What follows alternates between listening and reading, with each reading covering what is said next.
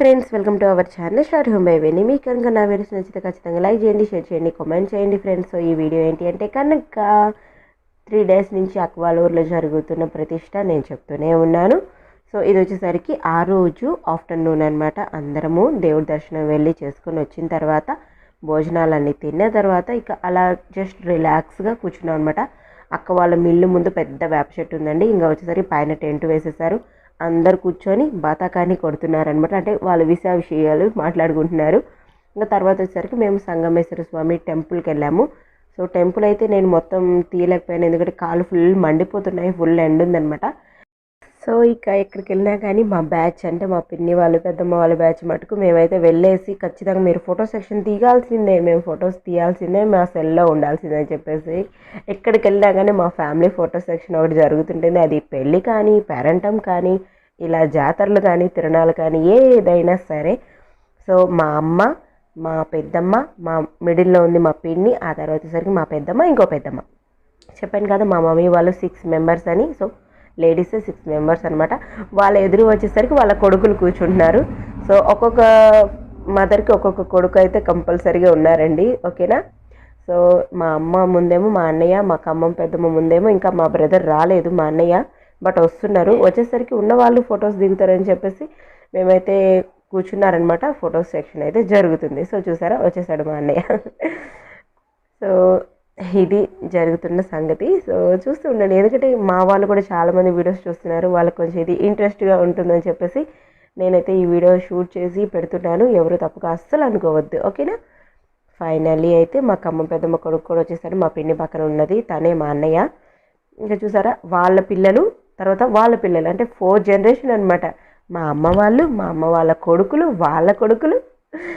So నేనైతే కూర్చొని మాట్లాడుతున్నాను. సో మా అన్నయ్యకి ఇచ్చాను అనమాట. అన్నయ్య కొంచెం వీడియో తీయని చెప్పేసరికి మా అన్నయ్య తీస్తున్నాడు. సో వీళ్ళు వచ్చేసరికి అన్నయ్య వదిన అనమాట, ఓకేనా. తను వదిన వాళ్ళ కూతురు, ఆ తర్వాత నా కూతురు. చూడండి, ఎక్కడున్నా కానీ వీడియో చూస్తే మటుకు హాయ్ చెప్తుంది. ఇతను వచ్చేసరికి మా అన్నయ్య, మా పెద్దమ్మ కొడుకులండి మొత్తం. ఈమె వచ్చేసరికి మా పెద్దమ్మ కూతురు. తర్వాత వచ్చేసరికి ఈయన మా బావ, మా వినుకొండ బావ అనమాట. సో అందరూ వీడియోకి మటుకు ఫుల్ సపోర్ట్ చేస్తారు అబ్బా, నాకు తెలిసినంత వరకు. ఫైనల్లీ వీళ్ళు వచ్చేసరికి మా అక్క కొడుకులు, ఆ లాస్ట్ స్పెట్స్ పెట్టుకున్న మటుకు మా వదిన వాళ్ళ కొడుకు అనమాట.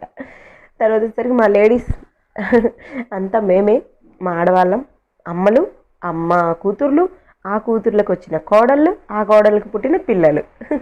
4 జనరేషన్ మేము కూడా. సో కలర్ఫుల్గా బాగుంది కదా మా ఫ్యామిలీ. బట్ కొంతమందే ఉన్నారు, మా ఫ్యామిలీ మొత్తం కనుక వచ్చుంటేనా అసలు వీడియోలో పట్టం అంతమంది వస్తారనమాట. చాలా కలర్ఫుల్గా, చాలు ఒక్క ఫంక్షన్కి పిలిస్తే ఇటు సైడు అమ్మమ్మ వాళ్ళ సైడు, అటు సైడు మామయ్య వాళ్ళ సైడు వాళ్ళు వస్తే చాలు. ఇంకా బయట వేరే ఎవరో ప్రత్యేకంగా రానవసరం లేదు, ఎందుకంటే మా ఫ్యామిలీ వరకు అంతమంది ఉన్నారండి. బట్ ఇప్పటి వరకు ఏదైనా ఫంక్షన్స్ గట్రా వెళ్ళినా కానీ హ్యాపీగా ఫ్యామిలీ అందరూ కలుస్తుంటాం కాబట్టి నాకైతే ఫుల్ హ్యాపీగా ఉంటుంది. ఎందుకంటే మనం ఇంత బిజీ లైఫ్లో కూడా ఇలా ఒక చోట కలిసినప్పుడు సరదాగా సంతోషంగా ఉంటూ ఉంటే ఆ మజానే వేరుంటుంది కదా. చాలామంది అమ్మో వచ్చేసాము, మా పని అయిపోయింది, వెళ్ళిపోదాం అన్నట్టు ఉంటారు అనమాట. బట్ ఇది ఇక్కడైతే అలా కాదండి. వచ్చాము, గుర్తుగా ఏదో ఒకటి ఉండాలని చెప్పేసరికి ఉంటుందన్నమాట. ఇక్కడ వచ్చేసరికి బావ వాళ్ళు, అక్క బావ వాళ్ళ కొడుకులు, ఆ తర్వాత వాళ్ళకు పుట్టిన పిల్లలు అనమాట. అంటే 3 అక్కలు హస్బెండ్స్ వచ్చారు, బట్ మిగతా వాళ్ళు రాలేకపోయారు. అంటే అందరికీ కుదరదు కదా.